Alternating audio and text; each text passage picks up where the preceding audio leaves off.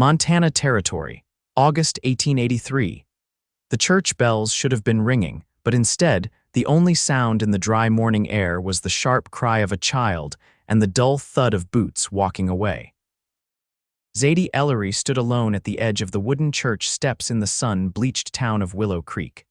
The lace on her dress trembled in the breeze, her bouquet of wildflowers sagging in her grip. Her heart thundered in her chest, louder than any bell could have told.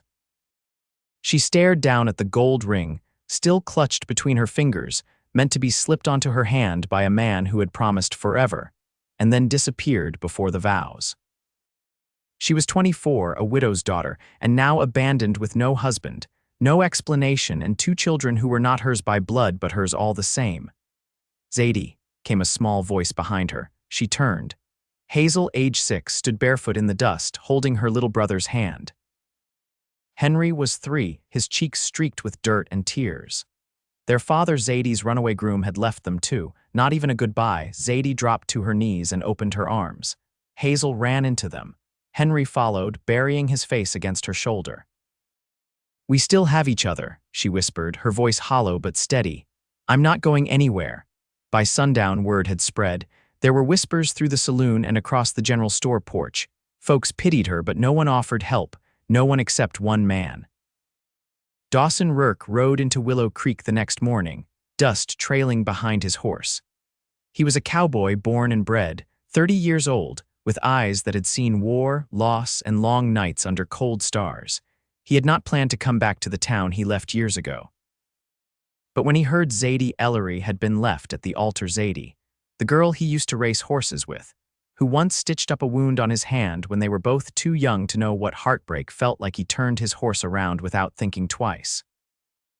The first time he saw her again, she was hanging laundry behind the widow's old house, sleeves rolled up and her hair pinned back. Hazel and Henry were chasing a chicken through the tall grass, laughing like they did not know the world had shifted. Zadie turned when she heard the hooves. Her face paled, then flushed. "Dawson," she said, folding her arms across her chest. "You came back." He dismounted, his boots crunching the dry dirt. "I heard what happened." She looked away.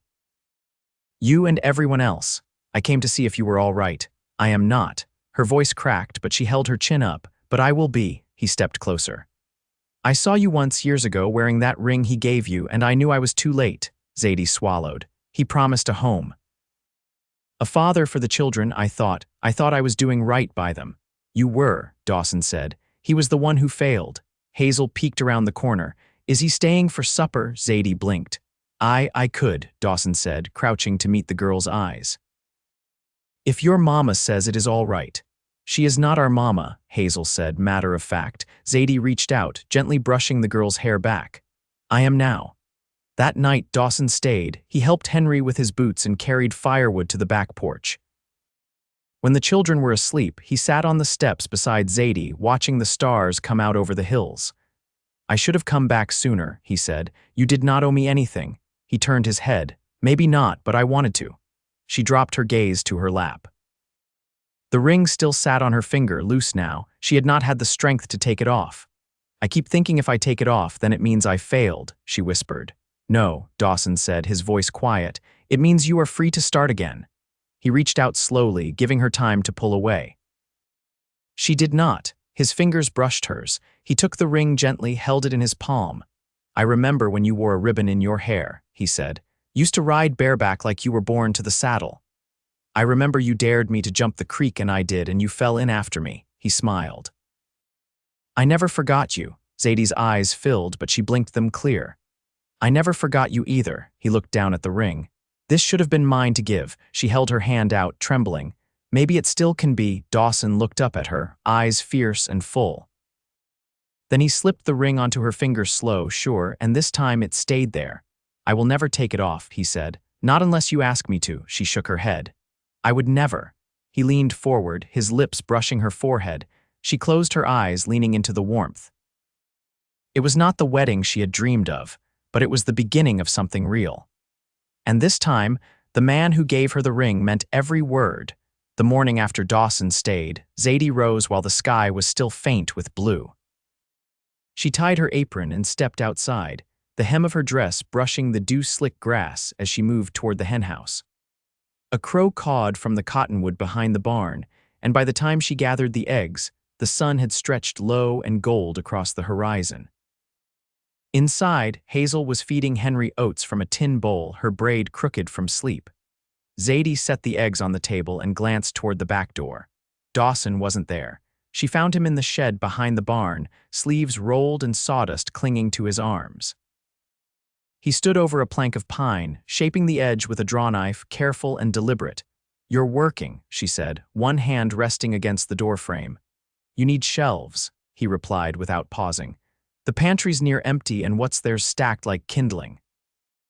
"I figured I'd fix it." She stepped inside, watching the way his shoulders moved as he worked. "You always find a way to fix what's broken?" "No," he said, setting the knife down, "but I try when it matters." A silence stretched between them, not uncertain, just full. She glanced at the half-built shelf. "Did you sleep at all?" "Couple hours. I'm used to waking early." "I remember." He wiped his hands on a rag. "I was thinking, you've got land, but it isn't working for you. The soil's dry, fences falling in.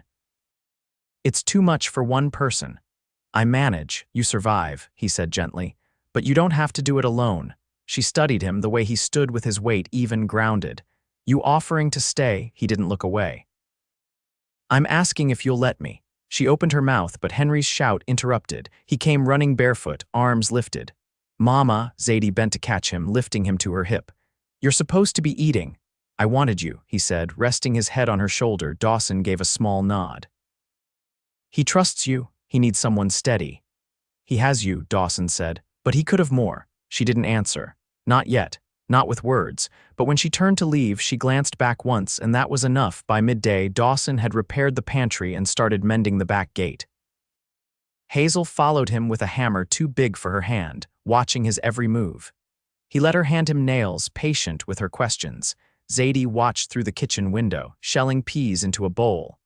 Her fingers moved with memory, but her mind wandered. She recalled the first time she saw Dawson ride, not now as a man, but as a boy with two big boots and a wild look in his eye. He hadn't changed in the ways that mattered. Later, she brought him water, the tin cup cold from the well. "You always this busy?" she asked. "Idle hands don't suit me." "You ever think about settling?" He took the cup, nodding. "I think about it now." Hazel ran past them, chasing Henry, who was giggling with a stick in his hand. The little boy tripped and fell in the dirt. Before Zadie could move, Dawson reached him, lifting him gently and brushing the dust from his knees. "You're all right," Dawson said, voice low. "Little dirt never hurt." Henry sniffled, clinging to his shirt. Zadie stood still, watching.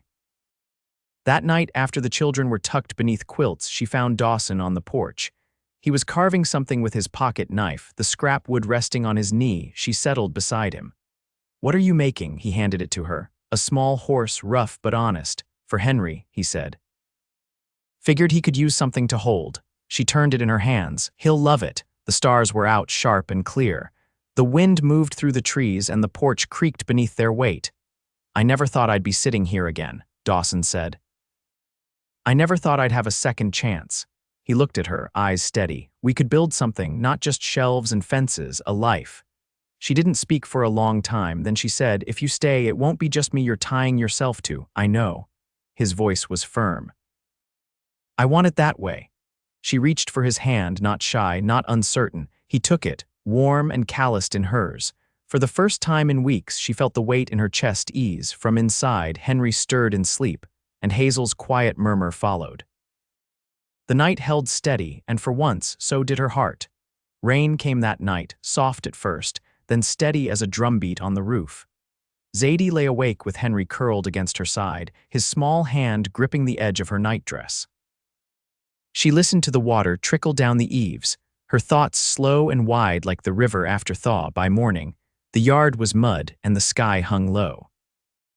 Dawson had taken shelter in the barn loft, and when Zadie stepped out with a pail to check on him, she found him patching a worn saddle with a needle and wax thread, his coat draped over a hay bale. "You sleep at all?" she asked, setting the pail down. "Bit," he said. Rain kept the mice quiet. She smiled faintly. "I've still got Pa's old oilskin. Could hang it over that hole in the roof." Already patched it with a grain sack, he said, tying off the stitching. It'll hold. She stepped closer, brushing hay from the edge of a beam. Hazel asked if you were going to build a tree swing. Didn't know she'd ever seen one. I tied one at my uncle's place once, he said. She must have heard me tell Henry. Zadie tilted her head. You ever think about having your own? He paused, eyes on the saddle. I didn't. I do now. She took a breath, then turned toward the ladder. Breakfast's ready. You're not getting out of eggs and parsnips just because you slept in a barn. He followed her back, his boots leaving curved impressions in the wet ground. Inside, Hazel had laid out tin plates and was trying to fold napkins the way her grandmother had shown her once. Henry was still dozing under a quilt, one foot sticking out. Zadie poured coffee into 2 chipped mugs and set one in front of Dawson. I've been thinking, she said, keeping her tone even, about what comes next. Dawson looked up from his plate. You mean the land? I mean all of it, she said. If you're staying, I need to know it's not out of guilt. I ain't the kind of man who does things halfway. I know that, she said. But staying here means building more than fences. I won't have the children grow up with someone who might ride off when it gets hard. He set his fork down. I rode far enough to know I don't want to keep running. I was born with a saddle under me, but I'm tired of looking at the world from the trail. Hazel climbed into her chair and looked between them. Are you going to be our papa now? Zadie reached over and touched the girl's hand. That's not something we decide in one morning. Dawson met Hazel's gaze. If your mama says yes and you want me to, I'll be here every day you need me. Hazel looked serious, her brows drawn. You gotta braid hair and fix splinters. I can learn both, he said. Zadie rose and began clearing the table. Outside, the rain had eased to a mist, and the light through the window had turned pale and soft. She paused at the sink, her back to him.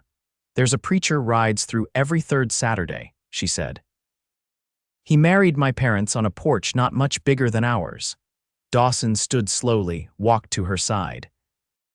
You asking, I'm saying, she said. If you meant what you said about building something, I don't see the sense in waiting. He reached into his coat pocket and pulled out a scrap of leather folded around something small. He handed it to her. Inside was the ring. The one he'd slipped onto her finger days ago, after she took it off for the last time. I carried it in my boot all the way from Red Lodge, he said. Didn't know why, not then. She turned it over in her palm. You kept this. I kept it because I couldn't forget the girl I knew before I had calluses on my heart. Zadie took his hand and placed the ring in it, then put it back where it belongs. He did, slow and sure, not because it was expected, but because it was true. That afternoon, Dawson hitched the wagon and took Hazel with him to the mill to trade for nails. Zadie stayed behind to scrub the floors and slice apples for drying. Henry napped on a pallet by the stove, his breaths even and warm. By the time the wagon returned, the clouds had parted. Hazel came running with a sack of rock sugar, her cheeks pink from wind. Dawson unloaded planks and a spool of rope. What's all that? Zadie asked, wiping her hands on her apron. He lifted the rope. Hazel's swing. Thought we'd start with that. Zadie watched him walk toward the tree behind the barn, Hazel trailing close behind. She stood on the porch, arms crossed, heart full in a quiet way. Henry stirred behind her, rubbing his eyes. He climbed into her arms without a word, his head resting against her shoulder. She looked out across the yard, mud drying, wood stacked, a swing soon to hang. The world had not softened, but it had steadied. And this time, no one was walking away. The preacher arrived on horseback late Friday afternoon, his coat damp at the shoulders from a drizzle that had followed him out of the canyon. Zadie met him at the gate with a towel and a tin of coffee she'd kept warm on the stove. He dismounted with a grunt, handed her the reins, and removed his hat with a nod that didn't quite hide the lines of fatigue around his eyes. Didn't think you'd still be out this way, she said, pouring his cup. He took it with both hands. Didn't think I'd be called to marry someone in this town again. Zadie let the gate swing shut behind her. Not many of us left to marry. Inside, Dawson was oiling the hinges on the front door. His shirt sleeves rolled just enough to show the scar at his elbow earned long ago during a cattle drive along the Powder River, though he'd never spoken much about it. Hazel sat at the table tracing the edge of a flour sack with a bit of chalk, trying to make letters from memory. Henry was asleep in the rocking chair, his thumb still tucked against his cheek. The preacher stepped inside and paused, taking in the room without saying much. He was a quiet man, always had been. Zadie liked that about him, how he only ever spoke when the words had weight. "Tomorrow will do," he asked. Dawson straightened. "Tomorrow will do." That evening, Zadie unwrapped a length of muslin from the cedar chest in the corner of the bedroom. It had belonged to her mother once, plain and hand-stitched, tucked away with care and lavender sprigs. She ran her fingers over each seam, remembering how her mother used to say that plain things could still be beautiful if they were made honest. She laid it across the bed and set to work reshaping the neckline, her hands steady even as her heart moved uncertainly in her chest. Outside, Dawson was splitting kindling behind the shed. Hazel sat on the fence rail watching him, legs swinging. "Why do you keep your hat on even when you're alone?" she asked. He balanced a log on the stump. "Habit. Were you always planning to come back here?" "No," he said. "But I think I was always meant to." She was quiet for a while, then said, "Mama said you used to win races." He smiled, just a flicker. "I did. She beat me once." "Did you let her?" "No," he said, and let the axe fall. That night, when the wind picked up and the trees rustled against the windows, Zadie lay awake listening to the rhythm of Dawson's breathing from the other room. He'd taken to sleeping on a bedroll near the stove, said it was only right until they were properly wed. She hadn't argued, though some part of her missed the solid shape of him nearby. In the dark, she whispered to the ceiling, "You sure about this?" She didn't expect an answer, but sleep finally came. By mid-morning, the clouds had cleared and the sun shone thin through the cottonwoods. Zadie braided Hazel's hair while the girl sat still as stone. Henry ran barefoot through the grass, wearing a shirt too big for him, and Dawson's old suspenders knotted at the back. The preacher stood by the porch steps, Bible tucked beneath one arm. No guests, no music, just the wind, the children, and the scent of bread warming in the oven. Zadie stepped out wearing the muslin dress, her feet bare in the grass. Dawson turned from where he'd been tying back the gate and took her in like the sight of her steadied him. She stopped in front of him, her hands folded. "You ready?" "I've been ready since I was 16, he said. The preacher cleared his throat and opened the book. Hazel stood beside Henry, who clutched a piece of bark like it was treasure. They didn't speak, but they didn't need to. When the vows were spoken and the ring placed once again on her finger, Zadie looked at Dawson, her voice sure. "You can stay now." "I wasn't planning to leave." The preacher closed the book. "Then that's done." Dawson pulled her hand gently into his. "We'll build slow," he said, "steady." "Like it ought to be," Zadie nodded. "I don't need fast, I need true." They didn't kiss. Not then. Just stood there in the sunlight, fingers laced, while the children ran circles around them like the world had always been this way. That evening, Dawson moved his bedroll to the bedroom without ceremony. Hazel helped carry his boots. Henry insisted on placing the carved horse on the windowsill so it could watch the stars. Zadie lit a lamp and set it on the table between their beds. She looked at Dawson, who was tucking his shirt into the chest at the foot of hers. "You ever think we'd end up like this?" she asked. He shook his head. "But I hoped." She leaned against the doorframe, arms crossed. "Tomorrow I'll show you the north pasture. It's overgrown, but the soil might still be good. I'll bring the plow down." She nodded once, the corners of her mouth soft. "We'll need more seed. We'll ride to town together." The lamp flickered in the stillness. Zadie walked across the room, stopped in front of him, and placed her hand against his chest. "This time, I'm not waiting on anyone to come home." Dawson covered her hand with his. "You don't have to." Outside, the wind moved through the grass like a lullaby, and the house held firm, lit from within. Zadie knelt in the north pasture, fingers sunk deep in the earth as she pulled the last of the thistle roots from under the early grass. Her knees ached, and the small of her back was wet with sweat, but the soil beneath her nails was dark and willing. She sat back on her heels, brushing a loose strand of hair behind her ear as Dawson stepped down from the wagon, crates of seed wrapped in burlap stacked behind him. "I asked the miller's boy about your father's plow," he said, nodding toward the barn. "Said the blade just needs sharpening. I'll take care of it after supper." Zadie reached for her gloves, brushing the dust from her palms. He always said a sharp blade made the difference between work and waste. Dawson folded his arms, glancing out across the field. You think we can get oats in before the next frost? If we start early enough tomorrow, she said. And if the wind holds off. They worked until the sun dipped low enough to cast long shadows across the stubbled grass. Hazel had stayed behind to help the preacher repair a torn hymnbook he was passing through again on his way to Helena and Henry, still too small for more than an hour outdoors, had spent the afternoon with Mrs. Coates, the widow who lived 2 homesteads east and had taken a liking to him. When they reached the house, Zadie washed at the basin while Dawson lit the stove. Supper was leftover venison and boiled squash, eaten without ceremony but with the easy quiet of people who'd earned the food on their plates. After, Dawson carried Henry up to bed and returned with a small, folded paper. I found this in the bottom of that old chest in the shed, he said, handing it over. Wasn't sure if you'd seen it before. Zadie unfolded it carefully. The ink was faded, but the handwriting was her mother's neat and slanted, the way she'd written grocery lists and letters to her sister in Kansas City.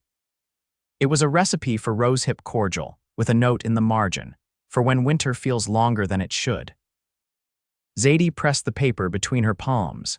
She used to make this every December, said it kept the cold from sinking into your bones. There's still time to gather hips, Dawson said. I'll take Hazel along the ridge tomorrow if you want. She'd like that. And I think she's still hoping you'll teach her how to use that hand saw. She asked again this morning, he said, leaning back in his chair. Offered me 3 acorns and a button if I showed her. Zadie laughed, the sound soft but full. She wrapped the paper in a scrap of cloth and tucked it into the kitchen drawer. Outside, the wind had quieted. Dawson stood, walked to the door, then turned back. You coming?